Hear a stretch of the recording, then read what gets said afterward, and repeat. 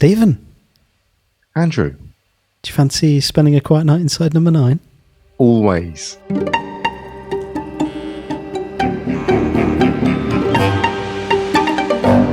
Welcome to our now traditional wrap-up episode for Series 7. Hello. Hello. I don't know who you're talking to. You're talking to them or me? I don't know. Start as we mean to go on. Yeah, I think we should say at the outset that generally these episodes are a little bit more chaotic. I mean, episodes are normally chaotic at the best of times, but this one we promise no swift links. I'm glad you've used this one well. You've used chaotic rather than shambolic, both, which is an upgrade. And banal. Yeah, so we need to stop referencing the critique. What we're going to do is, just reflect on Series 7 as a whole, some of the highlights, some of our favourite parts, and look at some of the correspondence that we've had from listeners during the last couple of months. Which is always fun. And it's always nice to remind ourselves of the episodes. I haven't gone back and watched since the series finished. So, memory might be slightly sketchy, but it'll all come flooding back. Exactly. I mean, I watched them a few times during the series, so hopefully it's all still there somewhere in the brain annals, the brannels. So should we start with overall reactions to the series? Like, how did this feel as a series for you compared with previous series, maybe, or just on its own as a whole? I started out thinking it was going to be a weaker one.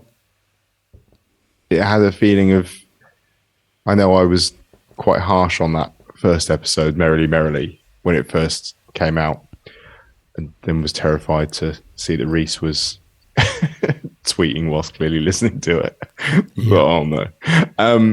But as it went on, I think it became quite unique. And I know they're all pretty unique, but this one felt like it had some new ground. And I think that it does stand up. Mm-hmm. How about you? Yeah, same. Yeah, I think it has its own identity. I think it feels quite different, and I know there's a whole different sort of production team involved in this one, and there was some new directors and stuff. So it did, like, for me, did have a different kind of feel. Even just not knowing that, I would be thinking, there's something maybe slightly tonally different. But yeah, I've really, really enjoyed it. I think I was kind of looking for weaker points, and I think for me, like the same as you, it was that first episode. There was just something about it that was like, there's something hasn't quite worked to click. Yeah, something just missing for me. And that set me up with a little bit of concern. That have they just run out of road? And that was a silly concern to have, because they are incredibly talented guys, and I think that they've got almost an inexhaustible supply of ridiculousness there. But it didn't quite hit the mark for me, and it did give me a bit of concern that maybe 6 was fine. And I think also it's this series and the last series, they are series that we've both experienced differently to the first 5. Mm-hmm. I didn't have to watch the first 5 series the first time I experienced them thinking about what I was going to say about them. No. And I know we took that to a serious extreme when we did live shows straight after the season 6 episodes. And that made that a horribly stressful experience. But even still, knowing that 4 days later or 5 days later I was going to have to talk about these things, it does make me watch in a different way. Yeah, it's interesting. I tried to, with first viewings, just put that out of my mind and just really enjoy it, because there's also something about these shows that you never get that first viewing experience twice. So like once you know what happens, like you can never see that show in the same way again. And that's why I find it really fascinating to try and remember, you know, what was I thinking when I was first watching this? Like, what was I wondering, like, you know, what theories was I kind of coming up with, and how was I surmising this was going to go? I did make sure to sit down and watch without the pad and pen this time, with all of these series on the first watch, which is actually the first time that I've sat and watched Inside Number 9 without a pad and pen in front of me for months and months, because ever since we started rewatching to do this podcast, every single watch I've had has been geared towards talking about it. Yeah. And making the decision to put the pen away for the first watch. Put the pen down. It was an important one, I think. Yeah, definitely. I think it's a good call. I have no desire to go back to doing instant reactions. Never. No. Yeah. Did you have a favorite episode?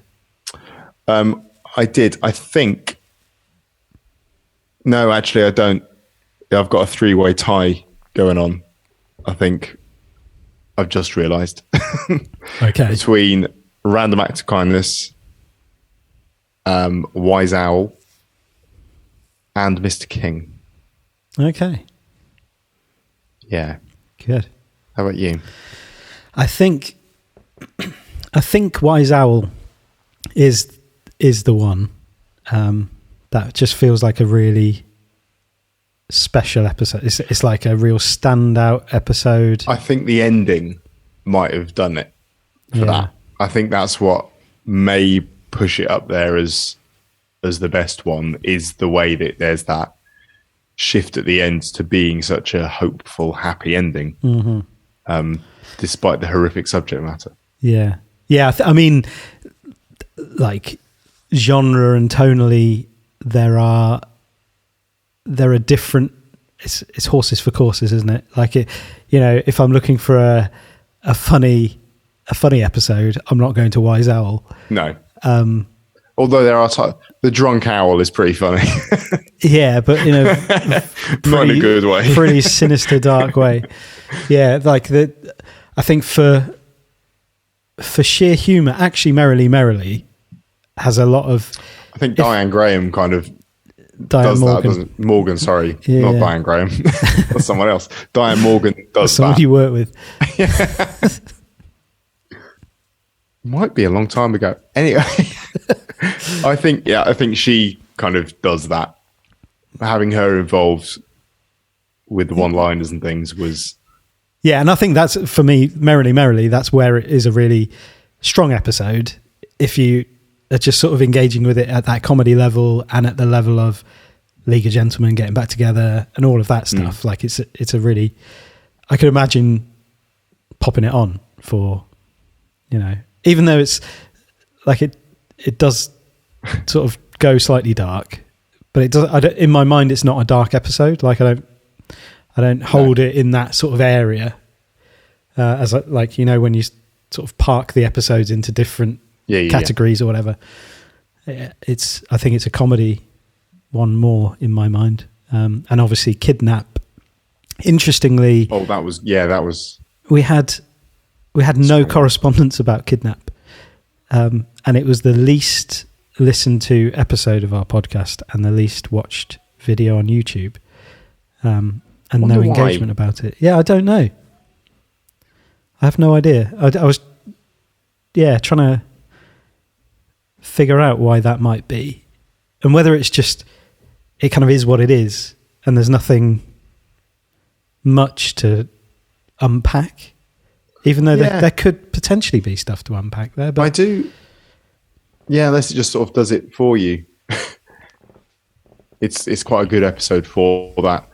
I mean, I like those sorts of things. I like heist things. I like the humor in it is brilliant. Yeah, the guest stars are very good, and I thought it was a really strong one. And it did sit outside of a lot of the other episodes. You know, you try and categorize them. Mm-hmm. Would you put it alongside The Bill? Yeah. Is it that kind of thing?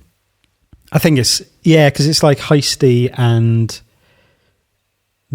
the twist is sort of like, it's not what it seems, in the sense of people setting up this scenario in order to have someone on and get something, basically get money from someone.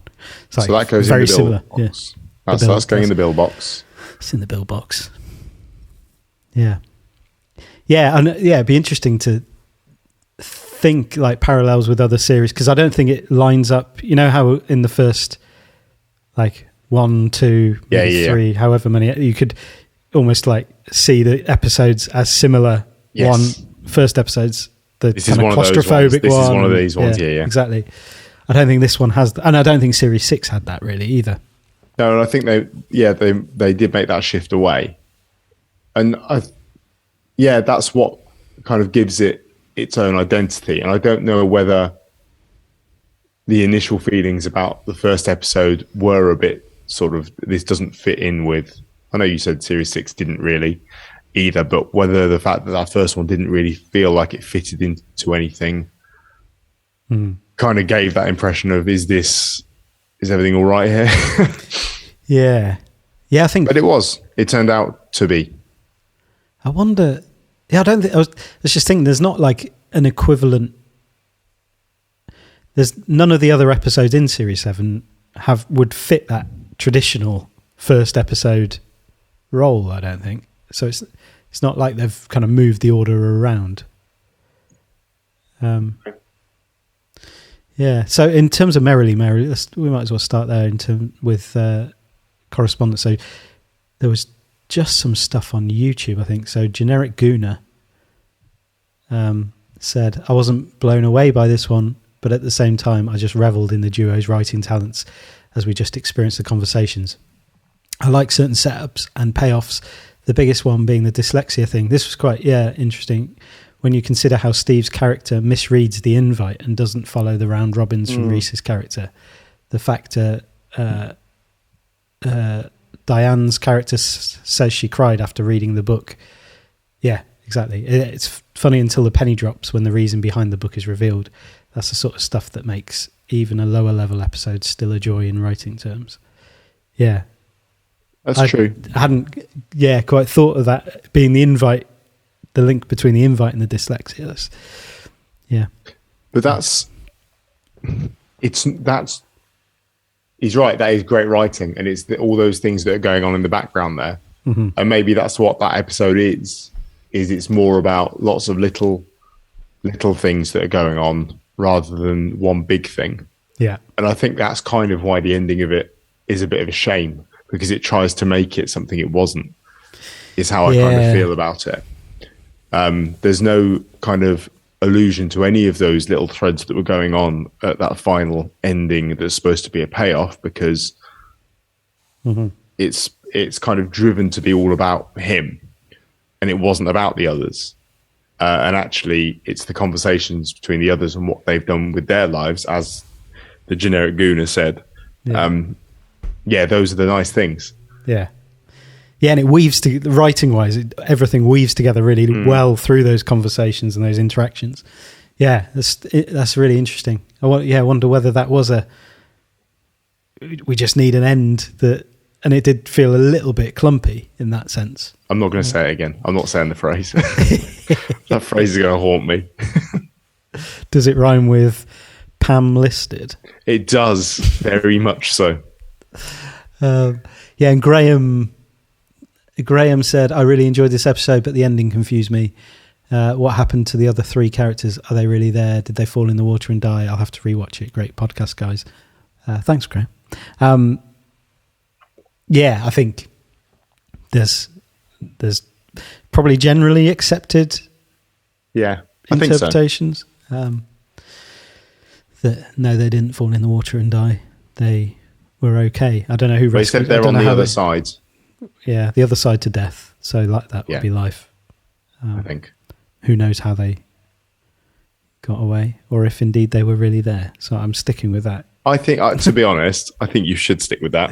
I don't care what anyone says. I don't care what Reese and Steve say. I I like the idea that it was all in his head all along. It was all a dream. It's not often that I would say that. I mean, it's the most rewarding end. It was all a dream. It says something about how much I enjoyed that episode, where I would have preferred it to have been "It's all a dream" reveal. No, it wasn't that bad. No, it wasn't. No. Keep slipping down that line. No, it's lovely. It's a lovely episode. Yeah. Mr. King. So, Mr. King. Let's go on to Mr. King. A few emails about Mr. King. So there was one from Sean, who had some nice things to say about the podcast. Thank you, Sean. These are the main things that you do. She's wanted to email for a while, but there's nothing that she can add to our in-depth analysis. So we covered everything. Don't talk yourself down, Sean. No, honestly. You could. You definitely could. A question about Series 7. The series has had massive changes with new directors, producer, and a new team. In the Inside Number 9 podcast, Steve said there were 2 of the original team having left. Having watched all of the other series and the first few episodes of this one, have you been able to detect a change in the style or production? Some of my favourite episodes were directed by Guillermo Morales, and I missed him on the Mr. King episode. The way he builds the dread and captures the darkness, I felt could have elevated that episode even more. Big Wicker Man fan, just my personal opinion. Did you have any thoughts on this? Well, we sort of touched on those thoughts a little bit, in that it did seem tonally a bit different. Mm-hmm. I don't know if I agree about Guillermo Morales, because I think he's a surprise in that, I mean, I haven't seen any of his horror work. I'll preface this with that. But knowing that that's his background, it surprises me quite how much his stamp is all over all sorts of episodes, and not in like a horror-y way. You know which ones are Guillermo Morales at this point, I think. And so I don't necessarily think it's necessarily that Mr. King was missing him. I think you might have felt things were a little different throughout the whole series had he been involved, and you would have sort of sensed those fingerprints on it. But I think we just got something a bit different. And I don't think that necessarily Mr. King... It's going to sound weird, but I don't think it needed any more foreboding and dread, really, because I think too much foreboding and dread is kind of there bubbling in the background on the basis that these are kids that there isn't something quite right with. And that's enough on its own without making it dark, if you know what I mean. There doesn't need to be an extra layer of darkness. The light in it, the whole sort of light classroom kids thing is creepy enough as it is without trying to make it seem full of dread, if that makes sense. Yeah, so it would be a very different episode if you were going down the... Because I think it's... While it is quite horrific, it like, again, when I categorize it in my own mind, I don't put it in the same category as like the real horror. There's no Andras in this, is there? No, there's not. No, and it's quite colourful. It's quite a colourful episode. And it's light, almost light-spirited in some ways, even though it is about something very heavy. But I guess that's the obvious influence of things like Wicker Man and Midsummer. They are quite bright. It's not a lot of sort of dark sets and things with those. No. And again, that's what makes them so horrifying, is all of the colour and all of the enthusiasm and all of the happiness and all of the weird, crazed enthusiasm for these horrific things they're doing. Yeah. And that's the worst bit. There is no foreboding, and that's what makes it even more horrific. The foreboding is created by you knowing that something's not quite right about how crazy happy these people are. Yeah, not by the sort of style of the thing. Yeah, exactly. No gothic masks all over the walls and things like that. Yeah. No gargoyles. It's a good point. Megan said the Michael Jackson reference was to the documentary Leaving Neverland, I believe, shown on Channel 4. So, believably something she may have accidentally seen. That was in reference to a question we had about what that reference was. Thank you. Which, thank you, Megan. I have seen that documentary, actually. Have you? I don't think I ever did. I think I've seen it. Yeah. Yeah. Dark. And then, Peter said a mistake they made in Wales. It is Ofsted. We have Estyn. Oh, there was some big conversations going on about the portrayal of Wales online, weren't there? Yes, and KH has referenced. She said Reese said on Twitter that Mr. Edwards deliberately referenced Ofsted so Alan would be able to relate, which is his idea of a joke. I'm not sure that was sort of the plan all along. I did feel it. Someone did lose their mind a bit at the negative portrayal of Welsh rural affairs. I think it was at the negative portrayal of Pontypridd, which is not rural Wales. So they were pointing out, and I think Reese said, they'd just put an address on. Like there was no sort of intention of this being a particular place. So yes, it did kick off a little bit on Twitter. Oh, it was very angry. It's a very angry man. Yeah. And a reference to KH also said, when the carrot is being passed behind the children's backs in a bid to prevent Alan from retrieving it, I believe this was a homage to a scene from The Blood on Satan's Claw, which is a favoured horror film of Reese, which I did watch, actually. Oh, did you? After Mr. King, because people had said, because I was like, what would be a good thing to watch? Did you find that scene? And I found, I watched it before I saw that comment, and I knew what that comment was referencing. So that was, and that there's very much, crossover. To be honest, homage. That entire period at the beginning of May, around when that episode was shown, was a bit of a bleak week or so, where I watched The Wicker Man, I watched Midsummer, I watched that. It was a tough week. Yeah, it got dark that week. It did get dark that week. Yeah. As the evenings got lighter, the viewing got darker. Yeah, and then we had a week off. Yes, for Super League, an homage to the Super League. Long live the Super League. I did quite enjoy that documentary. I enjoyed it as well. I didn't watch it that night, but I watched it. On when was it? A couple of weeks after, I think. So next week, look forward to hearing our podcast breaking that down. And we won't be breaking. Just generally football documentaries from then on. Yeah. Fever Pitch: The Rise of the Premier League, as discussed by Andy and Steve. That's good as well, actually. I enjoyed that. Yeah, that's really good. Kind of took me back to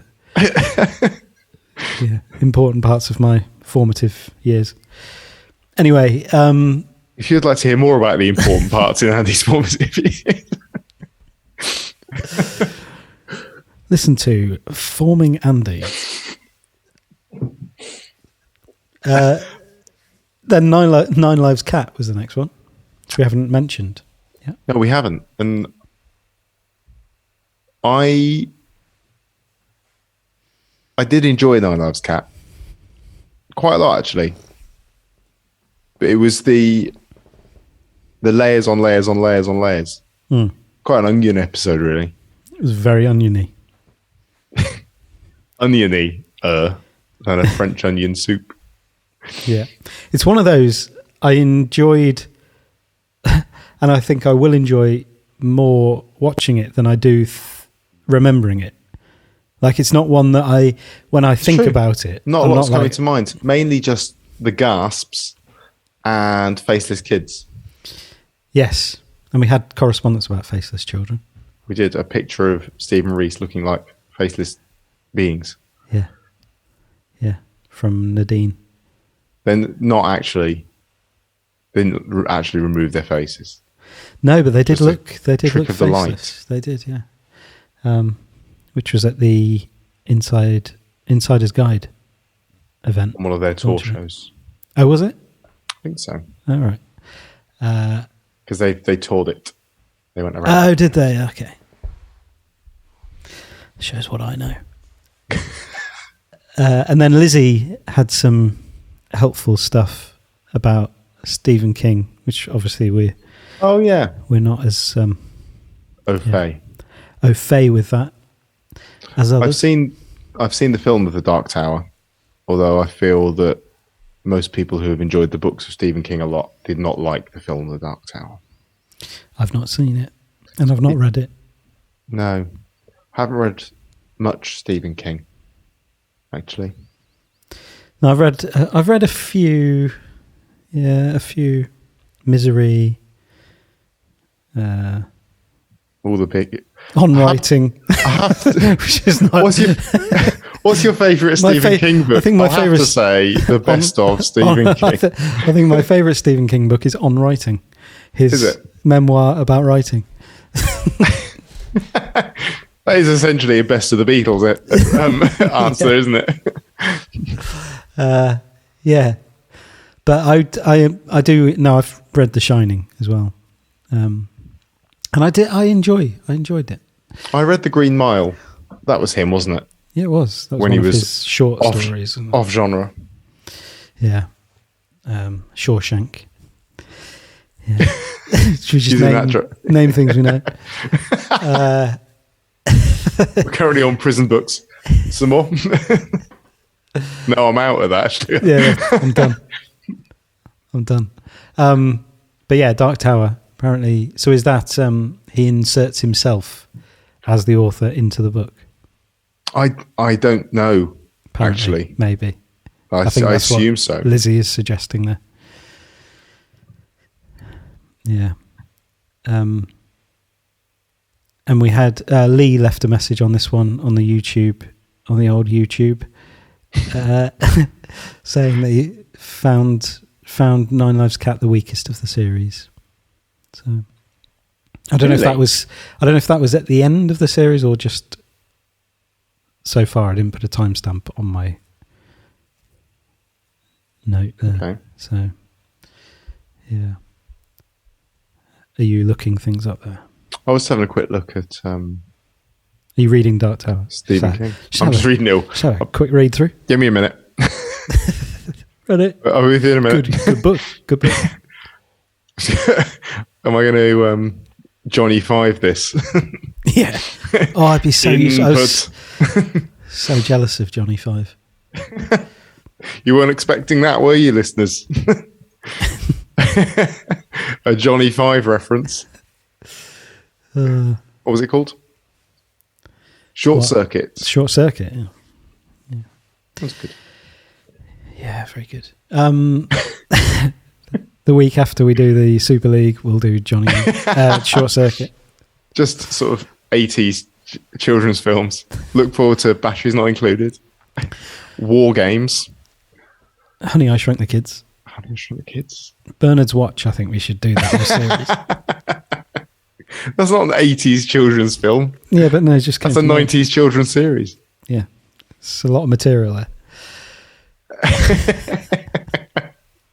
I wonder if Bernard's Watch the podcast. I wonder if anyone's made a podcast about Bernard's Watch. Two people who just wanted to find a podcast about Bernard's Watch, but no one was doing one.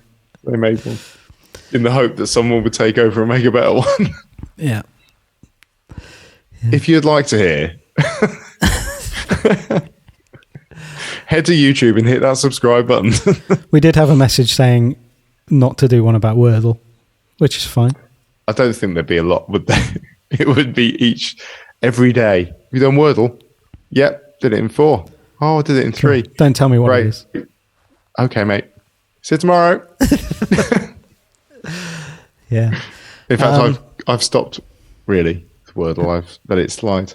Have you? At risk of making this podcast about Wordle. There you go. That was my plan all along. I just want sort of a gradual transition. I don't want to start a new podcast. I just Trojan horse. The Wordle podcast. Steve and Andy's Wordle of the day. Got it in full, mate. How about you? 3 for me. Great. See you tomorrow. Bye-bye. So, yeah, then was Kidnap, which we had no correspondence about. Any thoughts on Kidnap that you wanted to... we spoke about it I really a little bit, didn't it. we? I really enjoyed it. But, so I don't know how much it's got. Yeah. Well, whilst there's twists, it's sort of fairly straight up, really. And a great cameo from old Jason Isaacs. Maybe people thought there were too many special effects. Yeah. This isn't the Inside Number 9 I know and love. There's just special effects all over the place. He put a mask on to pretend that someone else's face was his. Special effects. And if that was even there, that might have been done in post. Yeah, that's not real special effects. Imagine taking his argument to a logical conclusion is that anything that doesn't happen there and then doesn't count as a special effect. Michael Bay films, not a single special effect. It's all done in post. Yeah. Random act of kindness. We had quite a few little things here. That's because it was brilliant. Yeah. I think. Yeah, we had... And I love it when people indulge our silly things. Oh, we told everyone not to email about time travel, didn't we? We did. Yeah. And they didn't listen. Didn't they? There's emails about time travel. Is there? Or is it the particular objects? There was an email about brands that travel through time. I'm glad that was picked up. Heattray Sadia boilers. Oh. Showers. Showers? Oh, they make boilers and showers. We've had trouble with our boiler this week. Have you? So maybe we could have done with one of these. Nick's Trainers. Mellow Birds coffee, definitely. I don't think I've ever had a Mellow Birds. Have you not? I remember the advert. This was Nadine again, who was... Solid mellow yellow. And they had the little smiley face that appeared in the top of the jar. Yeah, that. Yeah, I think that would travel. It probably would. Is that powdered coffee or is it... Yeah. Yeah. It's not because you had like liquid sachets as well, didn't you? I think it was like citrusy, weak coffee, if I remember rightly. Not something I'd want to travel well through time. No, but needs must. Well, when you're in the future or the past, you never know. It would be nice to have something familiar to cling to. Indeed. So maybe I should drink some more Mellow Birds so that it becomes familiar. I wouldn't. I'd try and work on something else, becoming better at travelling through time. Okay. Work on that. Work that way around. I'll see what I can do. Anne sent a nice juicy email saying this was her favourite series of episode of Series 7. It even contained some special effects. Yes. It did. The process of preparing coffee will significantly improve within the next 40 years. Ironic. Won't be Mellow Birds. Yeah, ironic. Yeah. Whereas UQ science channels will work with rather poor animations. At first viewing, I was pleased to meet Willy Wonka again and see him fighting and losing once more against future Neville in a game-changing project. Another of Reese's characters who'd rather kill his rivals than stepping back from his own career like we've seen it in La Couchette, The Riddle of the Sphinx and Misdirection. Yeah. That's very true. Yeah. It's always Reese as well, isn't it? Mm. I like that. Yeah, has Steve... You, I like that. Has Steve ever... Flashbacks to Little Britain. Thank you, Anne. Not now, thank you, Anne. Upon the second viewing, I found the story surprisingly touching. The swirling coffee reminded me of Inception when the top keeps spinning and spinning at the end of the film. I hated that. I saw that film at the cinema, and that ending where it didn't land drove me up the wall. Are you still thinking about it now? I am. I've just been reminded that little top. We never know if it lands. Are they dreaming? Oh, who knows? I might watch that again. See if it lands. I don't think it will. It might. Maybe the little double T bird was not the one from the time travel experiment. Future Zach may have chosen a special day to ring on his former door. Maybe he remembers how a bird crashed into his window and later his mum found it dead in the garden. It was that very day she told him she was booking a test, and his inappropriate reaction on it was haunting him ever since. She seems to care for birds, so future Zach had the perfect explanation to be around, and at the same time he introduces himself as a reliable man. He also chose an evening for hiding the time machine when he knew Helen would be out. The front door windows changing their colour strike me like an image in Zach's mind. They had the shape of a coffin being cremated. Now that's a fantastic paragraph. However, because it is about time travel, we have to disregard the whole thing. So sorry, Anne. According to our policy. To our own rules that we set, where Andy said, I don't want a single email about time travel.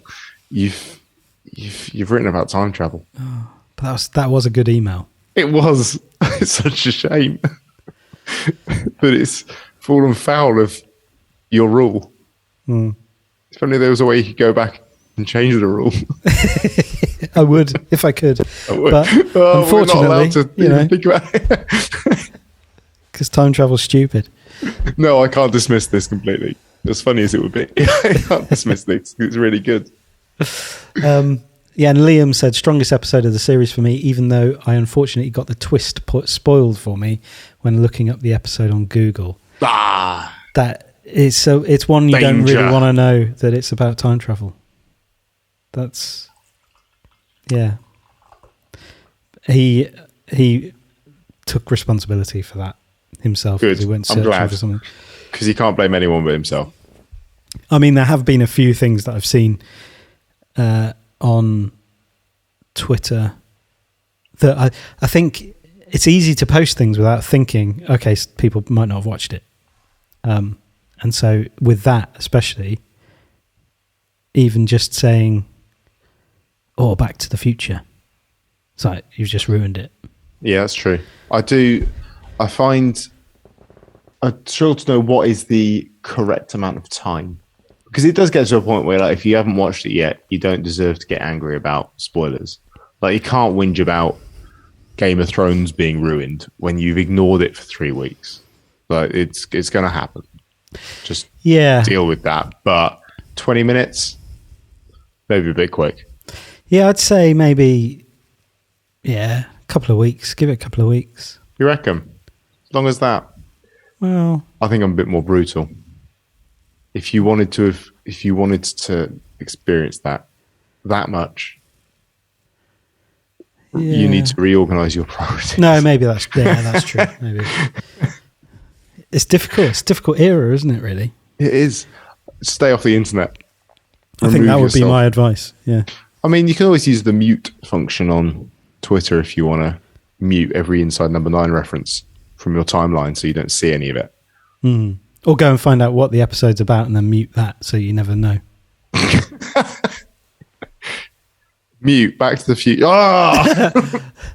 Let me just look at what happened in this episode so I know what to mute so I don't get it ruined for myself. Yeah, that'd be the sensible thing to do. Then you can go back and to before you ruined it for yourself. And only there was clean it up. Clean it up that way. Perfect. And then Wise Owl was the final episode of the series. Have we settled on that being the best one? I think it's the one that blew my mind the most as a, yes, they've hit something here. This is, it's like it's the special one of the series for me, definitely. I think it might end up being a bit of a special one overall. I'm not, don't know if it belongs in Christine's bracket yet. No. But yeah, but it's getting towards it. Like it's because I think the evoking of different emotions and the fact that it hits you each time. It does, but it doesn't make me cry. No. I haven't shed a tear over it yet. No. But Christine, you can't. Every time. Every time. Every time. I know it's coming. Yeah. So, and Wise Owl, we had a very weird sort of late morning one morning where we had 2 emails within 45 minutes of each other that both said the same thing from different people. This gave me shivers. Yeah, well, when I read these, I did get little shivers. Yeah, so Ryan and Gavin both pointed out that Wise Owl has cropped up before, and Reese mentions it in the Inside Number 9 podcast as well, saying that if you look into the old League of Gentlemen stuff, like some of the obscure, I think it's in a scrapbook, there's a Daffy Dads section where kids enter a drawing contest for silly dad behaviour, and Wise Owl is there. And oh man, I took a screen as grab. Wise Owl by Amanda Barry, age 9. Says Amanda, Wise Owl is always right, and I have lots of secrets with him. We do lots of things when he comes out at night. There's just a picture of a naked man with an owl head on. It says, Wise Owl coming into my room at night. More and Daffy Dads next month. It is that scene. It is, yeah. Yeah. It's quite a thing to have been sitting on for however long they've been sitting on it, thinking I can only imagine it was a character they could never have used until now. Yes. Well, yeah. Why now? Is what made them suddenly go, right, time to drop Wise Owl on everyone? Well, I guess in the context of the episode, it is not. It's fully sensitive and in keeping with the subject matter, whereas like there's a danger if you drop it into like a League of Gentlemen, it doesn't have the sort of emotional, or, I don't know, the sensitive buffer around it that means you can hold it in a appropriate way. Like it might just be, no, seriously, this is completely, it's too far, guys. There are some other incredible things on that page from that scrapbook. I'm just reading one, like there's a few paragraphs of another news story that's on that page. Macabre show features a clown with leprosy, a baker who sells bread made of polystyrene, and the terrifying Derrick twins with their popular catchphrase, I wrote that, amongst others. Robin, who until recently was working in a morgue, hit upon the idea of printing T-shirts and other memorabilia. He also created a website devoted to the show. I thought I'd get in fast before the BBC knew what was going on. Why should I fucking care? It's a bit of money, isn't it? The porn dwarves themselves were unavailable for comment. That sounds like the Gentleman. Okay. Well, the porn dwarves themselves were unavailable for comment, but a BBC spokesman said they were considering chipping in $1,000 each to have Robin and other parasitic cunts like him knocked off. Those guys. Yeah, but I think Wise Owl it's a step too far. You think it's so? Just like, well, it's just a child abusing dad. And the fact that, I mean, it's in this little section where it's about silly things dads do, that makes it even worse in that context. Really dark. That's really, really dark. That's almost darker than the episode. I think when I saw that, it was like, yeah, no, they've actually sort of reined that in. And I think it is, like, they've put it into a context that it's okay. Like, but in the context of that, Daffy Dads... It's like, I mean, I don't know what else the other Daffy Dad in that picture is doing, but no. Yeah, quite a lot of correspondence on Wise Owl. Sean, I thought Wise Owl was amazing, and the darkness and foreboding in every shot was perfectly captured. I think overall, further to my previous email, stylistically, I felt... Oh, this was Sean who said about the series as a whole. Mm-hmm. Is it different? Stylistically, I felt like there weren't any major differences despite the new team and new directors. Very seamless. So just kind of come round to it. Lauren Smith, one of the Laurens. I've just finished Wise Owl. It was the most harrowing thing I've ever seen. It was the most devastating 30 minutes of TV. I think I need to lie down in a dark room and have a cry. But it was one of the happiest endings of any episode. Yeah, one of the most uplifting. Yeah, it's easy to make the end of an episode seem uplifting when the subject matter about it is so dark. I guess you've set your bar for happiness quite low, really. Yeah. His life's better now. Good. Thank goodness for that, because it couldn't have been much worse. Yeah, I kind of feel like his life... It'd be interesting to see how it sort of progresses from here. Well, we have spoken before about episodes where you get the other stuff that's going on in the episode as a whole episode. Yeah. I can't remember what that came from. No, I can't remember where it originated. Oh, it might have been the bill. It was a good idea. Yeah, it was. Yeah, no, it's one we'll sort of definitely pursue one day. Look forward to our script books. There was Liam and George had a little correspondence between each other on YouTube. I feel a bit rude sort of hopping in and extracting it, but yeah, talking about, because there was a couple of people who were expecting the human taxidermy angle, and they talk about that on the Inside Number 9 podcast as like, yeah, we thought people would jump to that as the obvious thing that would happen, so we didn't want to do that, and yeah, so glad. Me too. Yeah, and funnily, like, it wasn't, I didn't jump to that in my own head. That was even though it makes complete sense to have, I just wasn't thinking about that, and I'm glad I wasn't thinking about that. But yeah, George and Liam, I definitely enjoyed it. My favorite of the series, but for some reason I felt underwhelmed by the ending. When the credits came on, I was thinking, oh, that's it. I think the episode might have benefited from another clip of the Wise Owl show where Ronnie stuffs the owl, and then it shows a real life equivalent scene and then ends. Pretty twisted but enjoyable episode regardless though. And then Liam said, that's the way I thought it would end. Stephen Reese talked about the ending in their podcast. They said it would be too obvious because it's what everyone expects. I would have really liked it if that was the ending, but I really loved that it ended on a hopeful note, caught me completely off guard in a good way. And then George completely agrees. I guess the twist was not being a predictable ending. Haha. But yeah, great to end on a happy note despite such a grim episode. And I think that's it. Like it just felt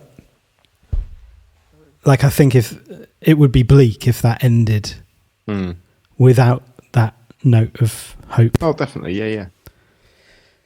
And I know they've spoken about the fact that part of their writing process is almost trying to subvert expectations, and that's just something they do. Yeah. Not in a let's deliberately write the opposite of what they expect to happen, but it sort of influences the way they think about the episodes unfolding. Yeah. And yeah, that is an unexpected ending. It's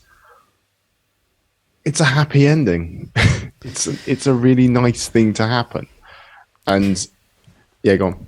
It's fun. I was just thinking, like, because normally if something goes on for like 7 series, you'd be subverting the expectations of the viewer from what they expect, like in relation to what they've seen before. That must become very hard work. But actually, I think they've maintained that all the way through, in terms of, you don't think, oh, it's going to be human taxidermy because there was the equivalent in whatever in series 1. they've actually, I think they managed sort of private view was sort of headed that kind of way, I suppose, yeah. But like, I think if you watched series 7 first and then went back and watched those episodes, they would still be surprising endings. So it's not like you're progressing through the realms of of extremities where it's like, okay, we've gone there, now we have to go somewhere completely different. It's like actually every episode has its own thing. So yeah, it hasn't ended up with just this farcical system of triple twists, ridiculous numbers of turns where they're having to work really hard to push you down an alleyway that then doesn't pay off. And you're kind of going through those, like the proverbial gateway drugs from one to the next, and like you need the more and more of a hit, because actually you could watch something in series 7 and watch something in series 1 and actually think that they're in the same series, maybe. But I guess that's kind of what they speak a lot about, people expecting a twist that doesn't necessarily happen and not liking it being referred to as the twisty show. Yeah. And because it's not, so much of the time it's not. And that's how you make it effortless in terms of subverting expectations, by initially from the outset not having a pattern really. There isn't a pattern, and so you don't have to try and do something new to break the pattern. Yeah. If you've established from the off, no matter what you expect, it can go anywhere. Honestly. Yeah. Believe us when we say that. Yeah. And that's paid off because that's why it's so, and that's why it will stand the test of time, I think, as a whole, like, body of work, not just series on series. It's like whenever they finish, like at the end of series 9, like the whole thing will just sit together. Well, depending on what comes in the next 2 series, but yeah, what's come so far all sits together beautifully. So yeah, amazing. So yeah, that's series 7. We've got some general correspondence that we could just touch on to finish with. Lots of people saying hello on Twitter, and it's been so nice to get a whole load of new followers and people engaging and getting in touch, even when we sort of forget to update. I started this series so best intentions. I was like posting constantly and it was going really well, and then I don't know, I tend to fall off the wagon. We had Andrew Robson got in touch about Devil of Christmas, which obviously is not in this series, but had a very insightful comment that I thought was worth just reading out and saying thanks to Andrew. Just rewatched Devil of Christmas and noticed that when Toby is rushed from the table, he takes his fork with him. So in that great scene where he barely eating one, he starts eat it, right, you've got to go to bed. And he's like, okay, yeah, great. Takes his fork with him. The next day is when he wakes up with the scratches. So possibly due to sleepwalking or accidentally scratching himself in his sleep. Could explain the scratches and Penny's genuine shock. Yeah. That is good. Yeah, it's good little... That's really good. Good little thing. That's the sort of level of analysis we should probably aspire to. Yeah. And that's the part of the devil... the Devil of Christmas that is the fictional part. The fictional part? Yes. Yes, yeah. Oh, what an episode. That's what story. I love that episode. It's so good. And yeah, Shane reaching out from Georgia, USA to say hello. No, I've just made that bit up. Didn't say It was an implicit hello. To say you two really help me get some of... I just see what I want. You two really help me get some of the nuances of this show. Bono and The Edge are very good at breaking them down. You too. Yeah, good. Well done. Thank you, mate. Kind of stumbled across it by accident and curious if there's anything else like this show over there that compares. No, I'm not going to say it because it doesn't. No, it doesn't. No. Not aside from Tales of the Unexpected, and Twilight Zone if you want to go back. And Twilight Zone's American as well, isn't it? Of course. So Tales of the Unexpected. Yeah. A bit. That'd be it. And that's fairly old. But nothing right now. Totally unique. And then Preet, thank you for doing it. It's a great sentence. Having loved Inside Number 9 since the beginning, it was wonderful to find fans like yourselves. It's made my rewatches so much better. Cheers from New Zealand. Yeah. Thank you. And then I want to finish by just giving a shout out to Rob Fennick, who has created Inside Number 9. I mean, there was an opportunity for us to talk about this earlier when we were talking about Wordle. Oh yeah, how did we miss that one? He missed it. We're too wrapped up in supposedly not talking about Wordle. But Rob has created a Nindle, an Inside Number 9 daily puzzle game, where you get an image from an episode of Inside Number 9 that is behind obscured squares, a bit like Catchphrase, the catchphrase where it gets revealed. Mr. Chips. Yeah, that guy. Say what you see. If you see it, say it. Yeah, and you can guess the episode, and it's fun.